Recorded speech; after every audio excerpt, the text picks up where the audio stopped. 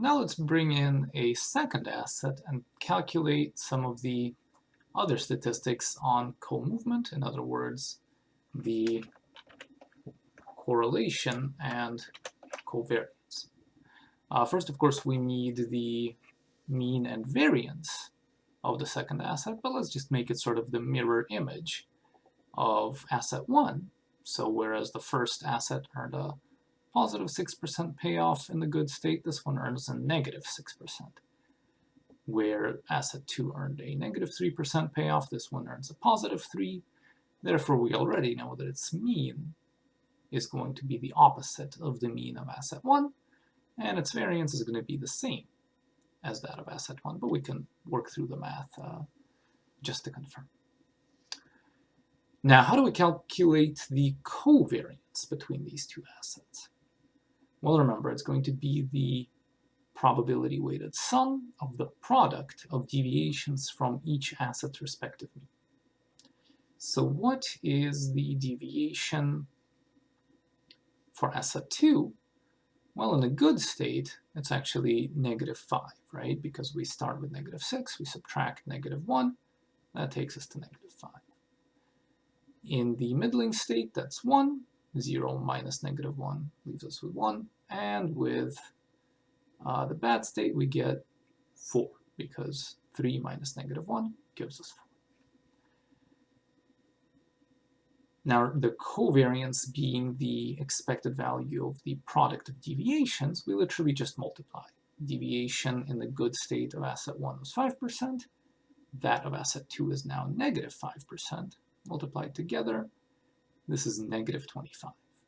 The deviations of assets 1 and 2 in the middling state were negative 1 and 1 respectively. Their product is negative 1. And the deviations in the bad state are negative 4 and 4 respectively, and their product is negative 16. So we get the mean by probability weighting and adding up these products of deviations. 1/3 times negative 25 plus 1/3 times negative 1 plus 1/3 times negative 16 gives us negative 14 as a covariance.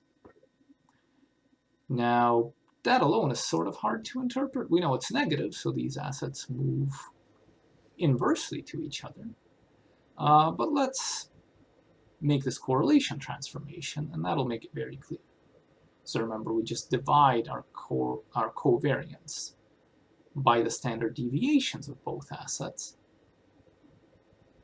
The variances of both assets are 14. Their standard deviations are therefore square root of 14 in both cases. And therefore, this ratio is actually negative 14 over 14, or negative 1. So we see that these two assets are perfectly negatively correlated. Now, let's talk about maybe a more nuanced example. Let's see how we can actually bring these statistical measures to bear to a more realistic case of home value and the value of insurance. So let's say that we have a house that is worth $100,000.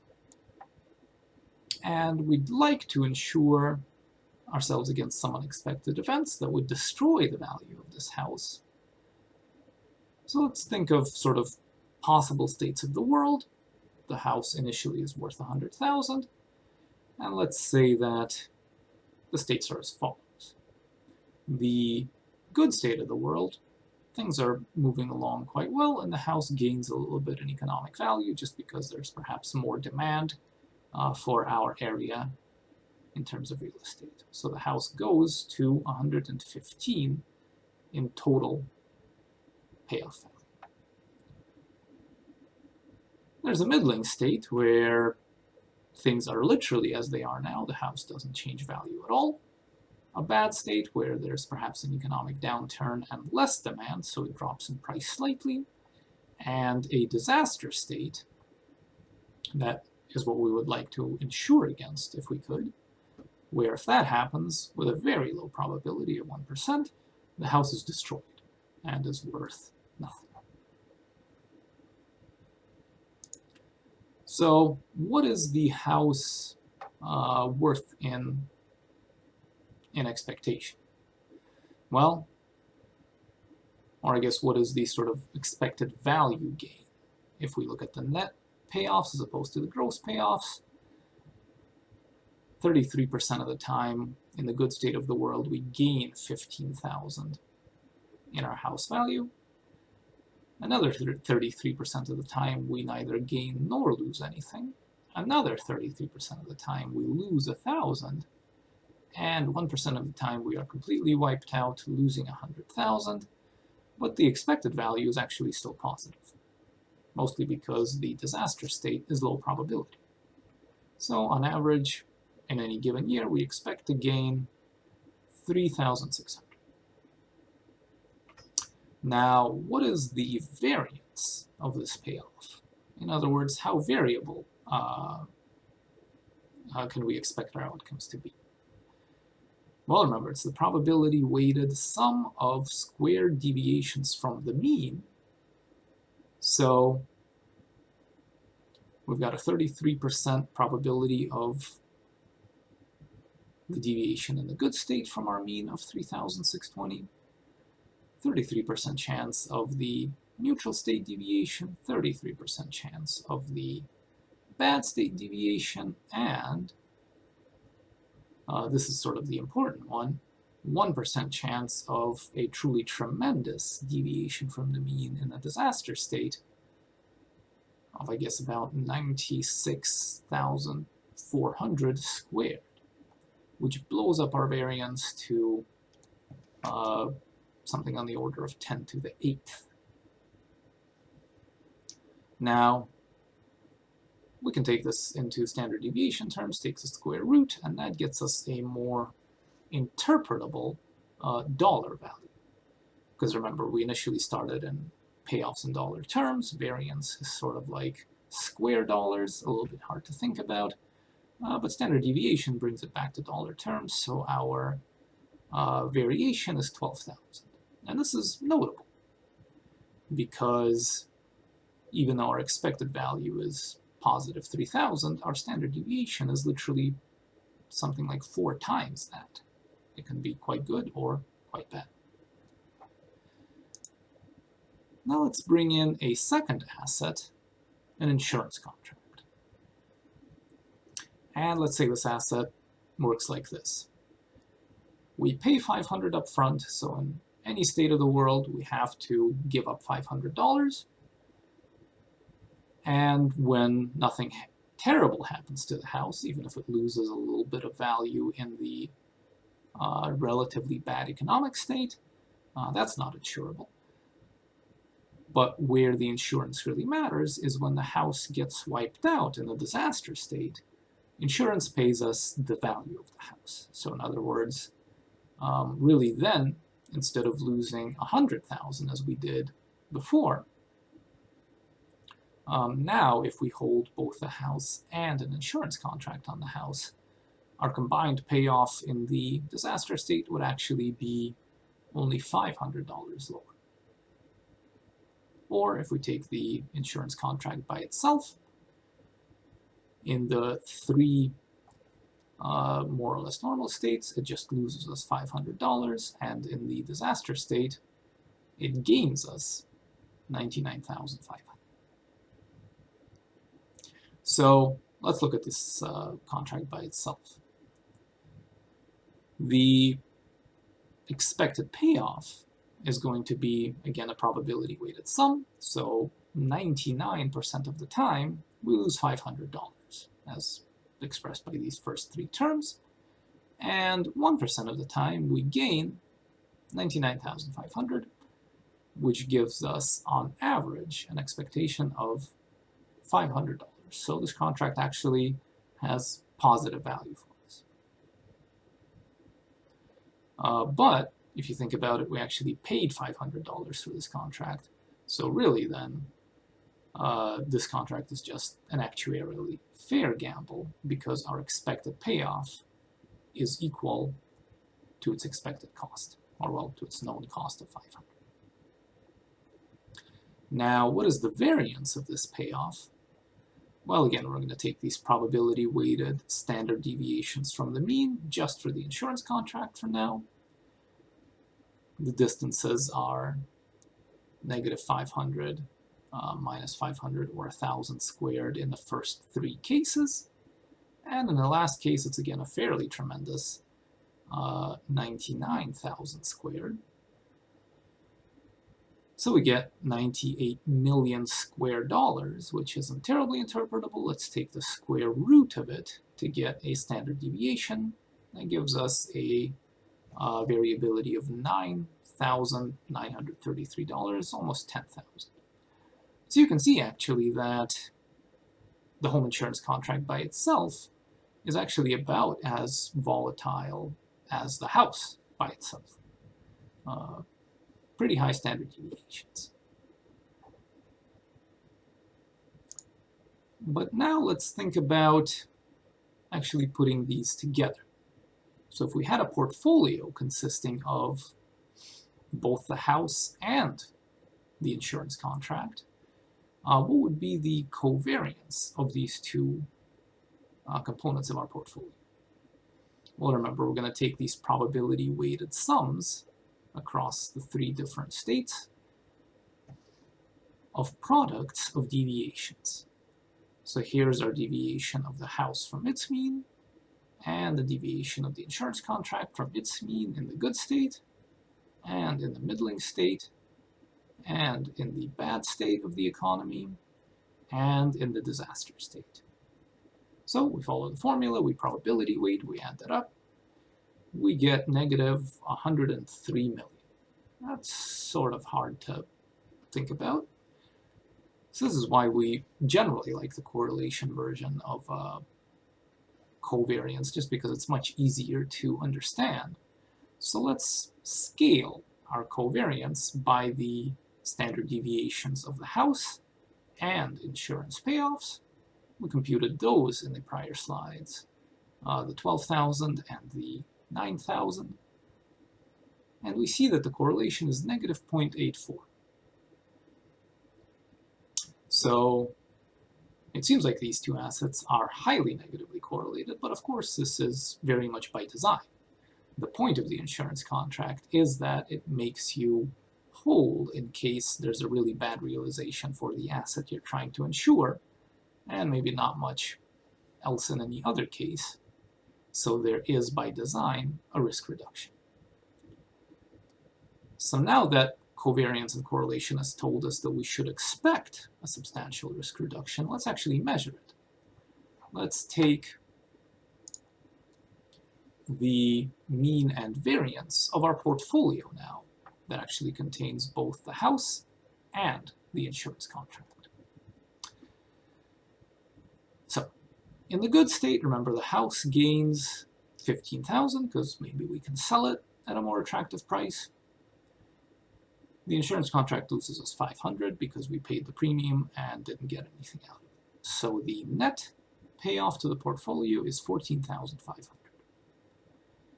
In the middling state, the house doesn't gain in value. The insurance still loses us the same 500 in premium, so we lose 500. In the economic downturn state, the house loses us 1,000 in value, insurance loses us 500 in premium, and we're out 1,500. And in the disaster state, the house loses us the entirety of its value of 100,000. Insurance pays us a net 99,500 after the premium is taken into account, and our total loss is actually only negative 500. Now, what is the mean payoff of this portfolio? The sort of joint payoff of both the house and the insurance contract. Well, probability-weighted sum, right? So 33% chance of the joint payoff in the good state, and in the middling state, and in the bad state, and of the negative 500 payoff in the disaster state. Now we see that our joint payoff of the portfolio has actually significantly improved. The house by itself went from an expected payoff of 3,600 to now house plus insurance 4,100.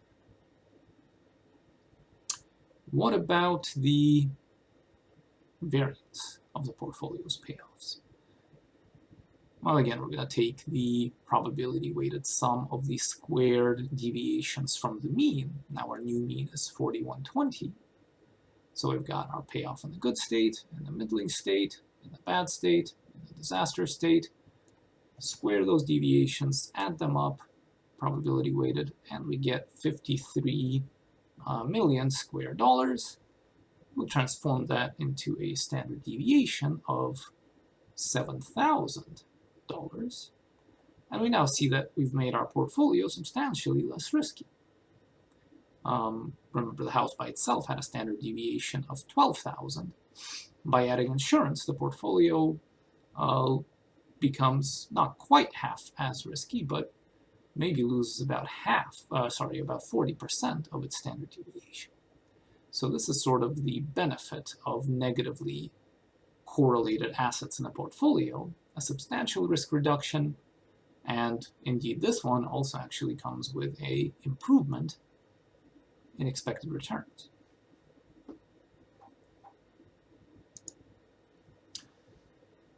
So how do we compute these statistical quantities for any sort of data samples?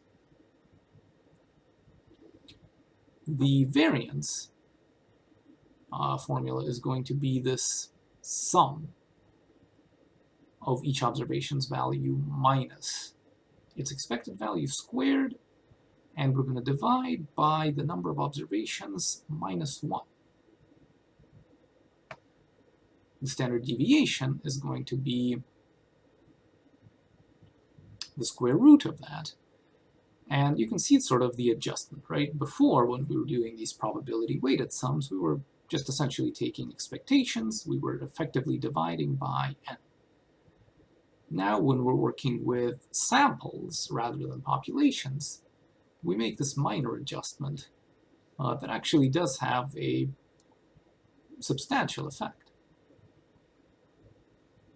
The sample covariance, again, normalizes the sum of the products of deviations by n minus 1, where, remember, in all three of these cases, n is just the number of observations. If you have however many years, days, months. So the key to remember, if you're working with samples rather than the entire population, as we were in these prior examples, then you should divide by n minus 1.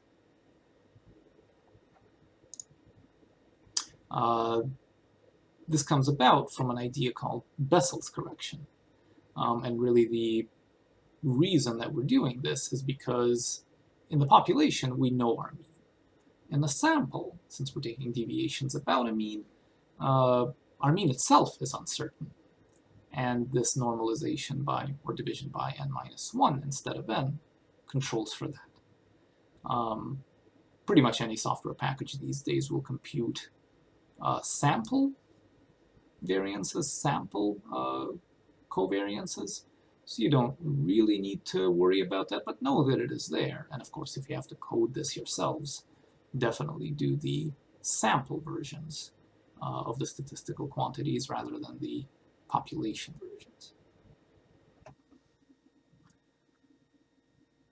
So now that you've calculated some standard deviations, how do we actually compare one to another? Well, the trick is that if they're calculated at different time frequencies, they're actually not comparable.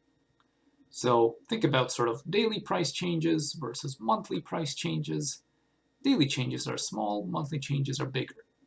Therefore, the deviations from the mean would be bigger for monthly than for daily. So if you were to just look at standard deviations from daily data, they're going to be much bigger relative to standard deviations from daily data. And they're not going to be really comparable to each other in any way.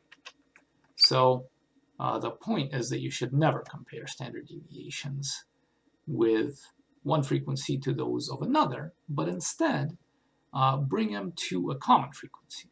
And so what we do in finance most often is we annualize standard deviations no matter at what frequency they were initially calculated.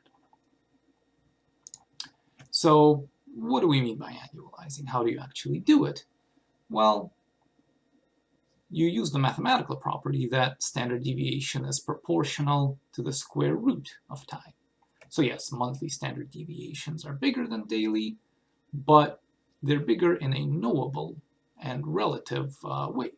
So we can actually transform them by just looking at how many times the period over which, or the frequency of which you estimate these standard deviations fits into, let's say, a year, and then just multiplying by the square root of that count of periods, that will get you an annualized standard deviation.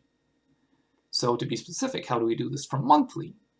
Well, if we look at monthly returns data to compute a standard deviation at the monthly frequency then, how many times does a month fit into a year? Well, 12 times. If the monthly standard deviation is proportional to the square root of time, that means that a year's standard deviation is going to be the square root of 12 times the monthly. So what if we wanted to compare this monthly standard deviation to a daily one? Well, we can't do it directly, but what if we annualize them both? Well, how many times does a day fit into a year? The general convention is about 250, or maybe 252 to be super precise, but by the time you're taking a square root, that doesn't make a great difference. So let's say there are 250 days in the trading year. Remember, this rules out or ignores weekends, ignores holidays. So you take the square root of 250 times your daily one, and that gets you another annualized standard deviation. Now, these are comparable.